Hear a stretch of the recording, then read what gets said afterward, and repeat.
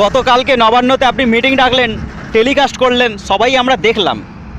টেলিকাস্টই যখন করবেন তাহলে ওই দুটো পৌরসভাকে বাদ রাখলেন কেন? না, টেলিকাস্টে একরকম মিটিং ছিল আর টেলিকাস্টের পরে আর একরকম মিটিং ছিল, যার কারণে ওই দুটো পৌরসভাকে বাদ রেখেছিলেন যদি বাইরে লিক হয়ে যায়। প্রয়োজনে একটা কাককে মেরে ঝুলিয়ে দাও, 5টা মানুষ দেখুক, তার মানেটা কি? ডবল মিনিং ট্রিপল মিনিংয়ে কথা বলেন, এর মানেটা কি বোঝাতে চাইছেন?